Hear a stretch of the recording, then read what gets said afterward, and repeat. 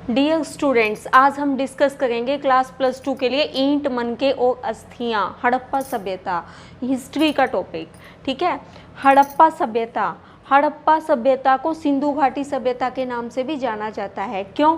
क्योंकि ये सिंधु नदी के आसपास के क्षेत्र में फैली थी, इसलिए इसको क्या कहा जाता है? सिंधु घाटी सभ्यता के नाम से भी जाना जाता है। ईंट, मनके और अस्थियां, जैसा कि नाम से ही पता चल रहा है कि हड़प्पा सभ्यता के बारे में हमें कैसे पता चला।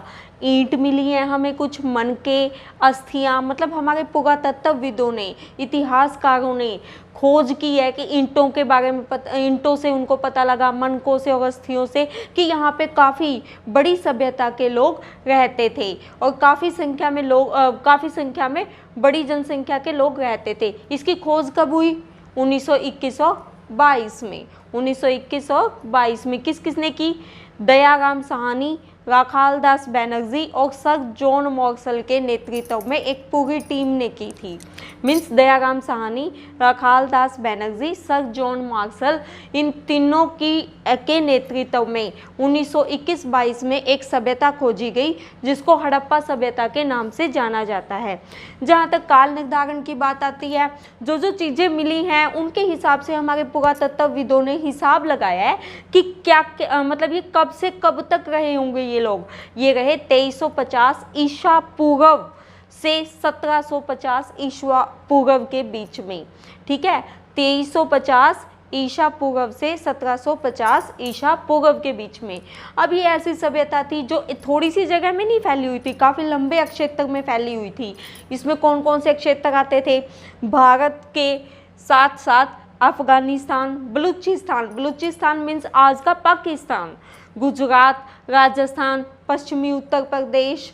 ठीक है। इन जगहों पर ये हड़प्पा सभ्यता फैली हुई थी बस्तियों के तौर पे। ये एक नगरीय योजना थी, नगरीय सभ्यता कह सकते हैं हमें। मतलब पहली नगरीय सभ्यता जो नगरों में रहती थी, जिसके लोग नगरों में बसे हुए थे। इनका जो मकान बनाने का तरीका है वो भी नगरों की तरह ही था। ठीक है। हड़प्पा संस्कृति क्यों कहा जाता है? इसको संस्कृति वर्ड क्यों यूज किया जाता है? एक विशिष्ट शैली के लोग होते हैं। हड़प्पा संस्कृति मीन्स एक विशिष्ट शैली के लोग जो एक विशेष कालखंड के अंतर्गत पाए जाते हैं। उनके सेम त्योहार होते हैं, उनका रहने सहने का ढंग सेम होता है, इसलिए संस्कृति वर्ड जोड़ा गया है इसके साथ। इसमें सबसे विशिष्ट वस्तु जो पाई गई थी वो थी हड़प्पाई मोहर। ये किस चीज़ की बनी हुई थी? सेल खड़ी की बनी हुई थी। सेल खड़ी की बनी हुई थी ये मोहर, सेल खड़ी की। ठीक है। सेल खड़ी मतलब पत्थर, एक नाजुक पत्थर। ये एक विशिष्ट नगरीय सभ्यता थी और इसकी जानकारी के स्रोत, जैसा कि नाम से ही पता चल रहा है, ईंटें, खुदाई से मिली इमारतें, मृद भांड, आभूषण, मूर्तियाँ, औजार। ठीक है। आज़ादी से पहले 1921 और 22 के दौरान मतलब एक सड़क बन गई थी। उस सड़क में जो मजदूर थे वो कहीं से ईंट उखाड़ के ला गए थे और वो ईंट काफ़ी अच्छी ईंट है, मतलब काफ़ी अच्छी संख्या ईंट थी। तो जब वहाँ पे सर जॉन मॉर्सल पहुँचे तो उन्होंने देखा कि भाई ये ईंट कहाँ से लेके आ गए हैं और कैसी ईंटें हैं ये। वो एक स्पेशल सभ्यता की ईंटें थी और वो एक दुर्ग से लेके आ गए थे। ये हड़प्पा सभ्यता का दुर्ग था। ठीक है। वहाँ से इस सभ्यता की खोज आरंभ हुई।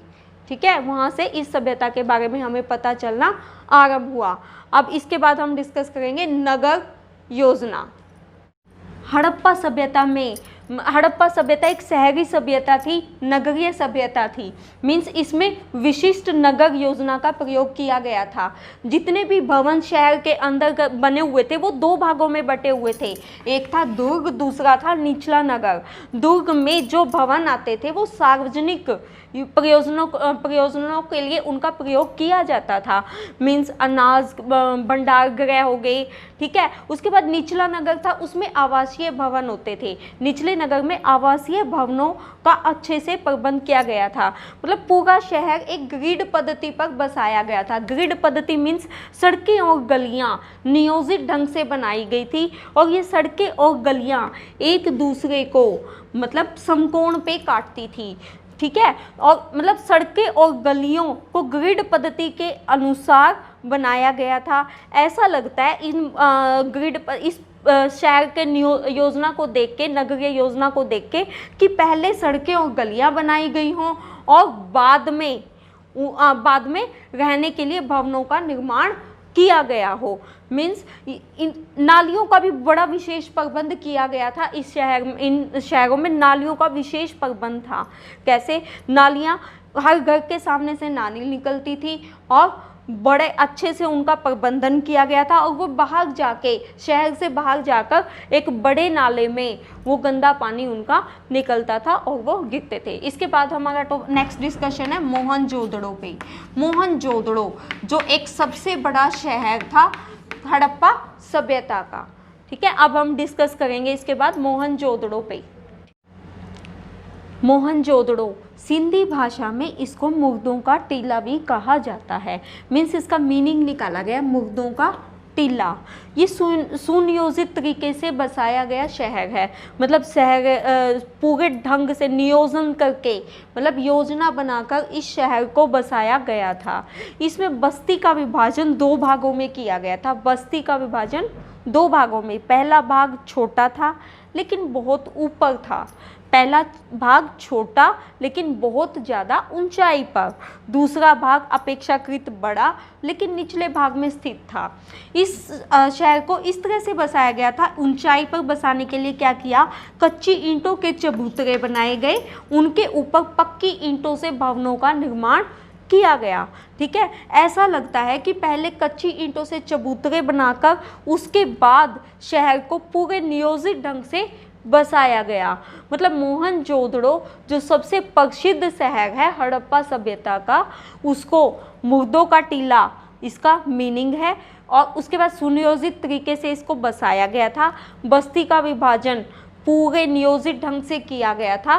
पहले कच्ची ईंटों के चबूतरे, उसके बाद पक्की ईंटों से भवनों का निर्माण किया गया था। यानी कि पहला भाग छोटा था लेकिन बहुत ज़्यादा ऊंचाई पर था, और दूसरा भाग बड़ा था और जो नीचे स्थित था। अब जो पहले भाग में भवन थे उनको दुर्ग के नाम से जाना जाता था। दुर्ग जो सार्वजनिक परियोजनाओं के लिए जिनका यूज़ किया जाता था वो दुर्ग कहलाते थे। ठीक है,